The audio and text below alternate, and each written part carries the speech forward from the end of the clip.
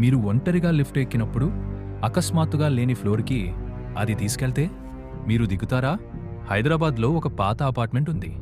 ఆ బిల్డింగ్లో కేవలం 4 అంతస్తులే ఉన్నాయి. కానీ అక్కడ నివసించే వాళ్ళంతా ఒకే విషయం చెబుతారు. అర్ధరాత్రి తర్వాత ఎవరు లిఫ్ట్ ఎక్కినా లిఫ్ట్ ప్యానెల్ మీద అకస్మాత్తుగా ఐబై బటన్ వెలిగిపోతుందని. ఇక్కడే అసలు భయం మొదలవుతుంది. ఒకరోజు కార్తీక్ ఇది నిజమా లేక పుకారేనా అని తెలుసుకోవాలని అనుకున్నాడు. రాత్రి 1 గంటకు అతను ఒంటరిగా లిఫ్ట్లోకి ఎక్కాడు. కొన్ని సెకండ్ల తర్వాత బైదు బటన్ తానే వెలిగింది. అది కేవలం బటన్ కాదు, ఇంకేదో ఉంది. లిఫ్ట్ నెమ్మదిగా పైకి వెళ్ళింది. మరి కొన్ని క్షణాల తర్వాత తలుపు తెరిచింది. కానీ బయట ఫ్లోర్ లేదు, కారిడార్ లేదు, పూర్తిగా చీకటి మాత్రమే. కానీ అసలు భయం ఇంకా ముందుంది. అప్పుడు ఒక మహిళ గొంతు చాలా నెమ్మదిగా వినిపించింది.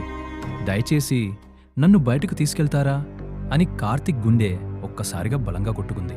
అతను వెంటనే లిఫ్ట్ తలుపు మూసేశాడు. మరుసటి రోజు అతను ఈ విషయం వాచ్మన్కి చెప్పాడు. వాచ్మన్ కొంచెం సైలెంట్గా చూసి 20 ఏళ్ల క్రితం ఈ బిల్డింగ్లో 5వ ఫ్లోర్ నిర్మాణంలో ఒక మహిళ అక్కడే చనిపోయింది. ఆ తర్వాత ఆ ఫ్లోర్ని పూర్తిగా తొలగించారు అని అన్నాడు. అయితే ఇప్పటికీ ఆ లిఫ్ట్ ఎందుకు ఆగదు? కానీ ప్రతి అర్ధరాత్రి ఆ లిఫ్ట్ మాత్రం ఇంకా 5వ